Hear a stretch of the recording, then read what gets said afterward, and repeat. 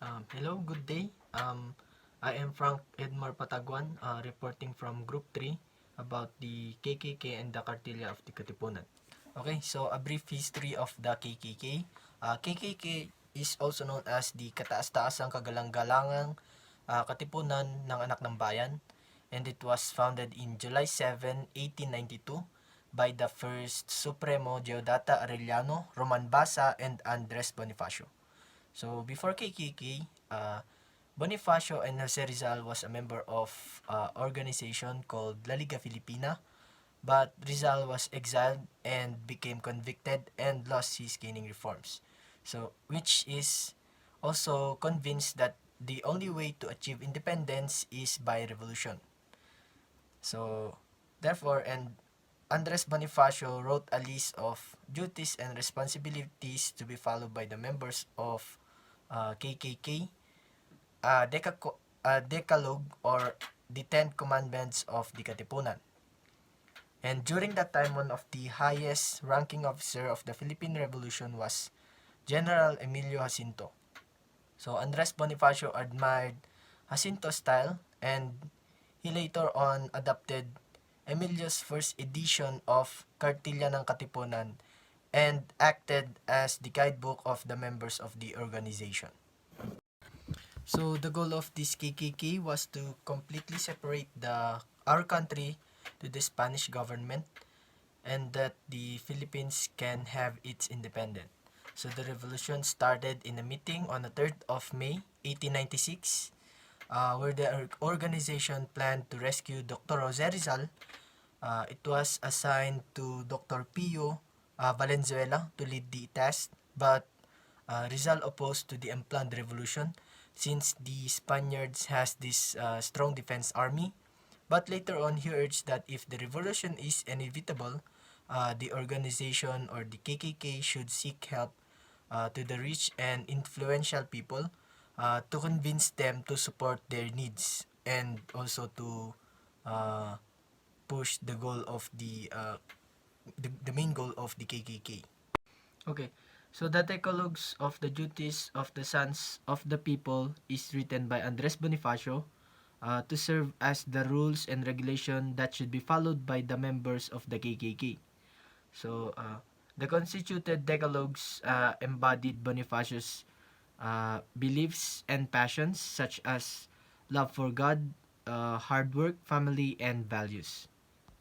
And so, due to admiration of Andres Bonifacio to Emilio Jacinto's style, he later adopted Jacinto's Kartilya to the main teachings and regulations of the organization. So, these teachings of the Kartilya not only to serve as the guidebook of the Katipuneros but also serve as an inspiration for the Filipinos that if we are determined and disciplined people, we will conquer the colonizers. And the Katipunan was discovered as a consequence of fight between two employees of the printing shop that published in Diario de Manila. So this occurred after Apolonio de la Cruz received 2 peso increase while Teodoro Pacho did not. So Pacho confided the secrets of the Katipunan to his sister, Honoria, at the convent where she was residing after a furious disagreement between them. And her sobbing reaction drew the attention of one of the nuns. In exchange, the nun encouraged Pacho to tell Mr.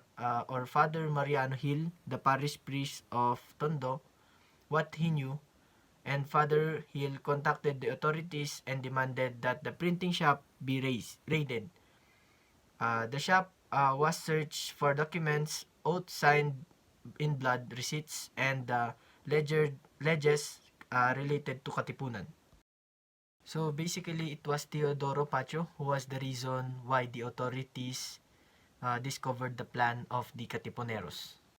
And the relevance of the Kartilya ng Katipunan to the Filipinos before and today is that the Kartilya serve as a living duty of the Filipinos, and it shows us that the Filipino attitude rises above the times of struggle. The Kartilya contains messages and values that until now we Filipinos still uphold no matter what how the generation has changed.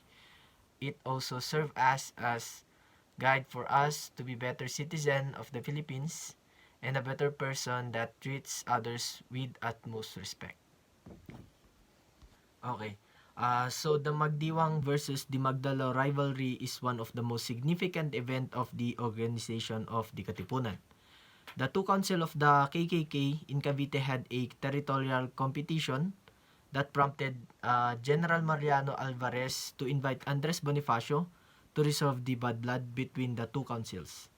After the Bonifacio's death, the two councils had an assembly meeting but ended up in disagreeing between establishing a revolutionary government that will replace the Katipunan. And also, not only the achieving independence against the colonization of Spain, the Katipunan had other agendas for the Philippines and its citizens.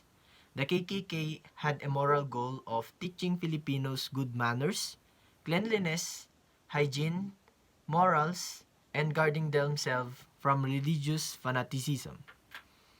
The KKK's civil goal was to inspire and encourage Filipino people to help and protect themselves from oppression and defending other Filipino that also experiences the same. Okay, before we end, there are some guided questions that we prepared for you to further understand the topic. So the first one is, what is the main idea of the document? So the main idea or the purpose of the document is to guide the members of the Katipunan in order to fight the colonizers. And number two, who was the author or the creator of the document? So originally, Emilio Jacinto was the author of the teachings of the Kartilya ng Katipunan and was fully established or written by uh, Andres Bonifacio. So number three, what is the idea author that the author trying to convey? The main idea is use the teaching of the Kartilya ng Katipunan to achieve the goal or the main goal or the mission of the KKK. Number four, what was happening when the document was written? So basically, when the document was written, there was an existing war between the Spanish armies and the Philippine revolutionaries, and so yeah, that is. And also, number five, what is your newly acquired knowledge? So independence is the most important, is very very important because it allows us to decide freely, and you can have freedom and do whatever you want. Yeah. And number six, how did it contribute to the history? So it helped us a remarkable event to the Filipinos that can be proud of on what the revolution has achieved to end the colonizations. So it basically tells us that the fight between the Spanish colonization was remarkable to the history of the Filipino people, since it they help us achieve our independence.